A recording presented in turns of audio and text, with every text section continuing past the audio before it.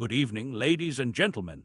This is Santa Claus coming to you on this 26th of August, 2025, a day that reminds us of the power of progress and inclusivity, as it marks 105 years since American women gained the constitutional right to vote through the 19th Amendment. Our hearts are heavy tonight as we reflect on the tragic events at a Gaza hospital, where at least 20 precious souls, including 5 dedicated journalists, lost their lives in an Israeli strike. Among them was Reuters contractor Hussam al-Masri and freelancers who bravely worked to show the world the realities on the ground. Each of these journalists, Maryam Abu Daga, Mohammed Salama, Moz Abu Taha, and Ahmed Abu Aziz, were children of God who sought to bear witness to truth. Prime Minister Netanyahu has expressed regret for what he called a tragic mishap, while President Trump has acknowledged his displeasure. Let us pray for their families and remember that every life lost is a light dimmed in our human family. Now, turning our attention to Australia, where troubling diplomatic developments have unfolded. Prime Minister Anthony Albanese has taken the extraordinary step of cutting diplomatic ties with Iran after intelligence services concluded the Iranian government directed antisemitic attacks on a kosher food company and a synagogue.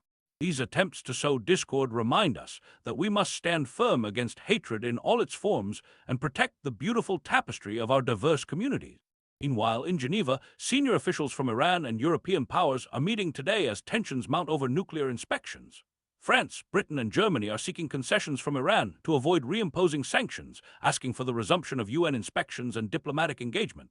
In these challenging negotiations, I pray that cool heads and warm hearts might prevail, for the path of peace requires both patience and persistence. Across the Channel in France, a political storm is brewing after Prime Minister François Bayrou called for a confidence vote on his debt-cutting plan. With opposition parties already declaring they will vote against him, the government appears likely to fall. French markets have tumbled amid the uncertainty, reminding us that stability and cooperation serve not just political interests, but the common good of all citizens. Let us pause to consider the challenges facing our dear friends in Germany, where the automobile industry, once the pride of German manufacturing, has shed over 51,500 jobs in a single year. Behind each of these numbers is a family wondering about their future, a community feeling the weight of change. As we navigate the transformations of our time, may we never forget that economies must serve people, not the other way around. On the borders between Venezuela and Colombia, concerning military movements are taking place. Venezuela has deployed 15,000 troops to its border, just as the United States has reportedly sent additional Navy ships to the Caribbean as part of operations against drug cartels. These developments come as the Trump administration has increased rewards for the capture of Venezuelan leaders, including President Maduro, on drug trafficking charges. May wisdom guide all leaders involved, and may the innocent civilians caught between these tensions be protected. Speaking of the fight against narcotics, former Mexican cartel leader Ismael El Mayo Zambada has pleaded guilty to U.S. drug trafficking charges. His words of contrition, acknowledging the great harm illegal drugs have done to people in the United States, Mexico, and elsewhere, remind us that even after causing tremendous suffering, the human heart can still recognize wrongdoing. While justice must be served, there is always room for redemption and healing.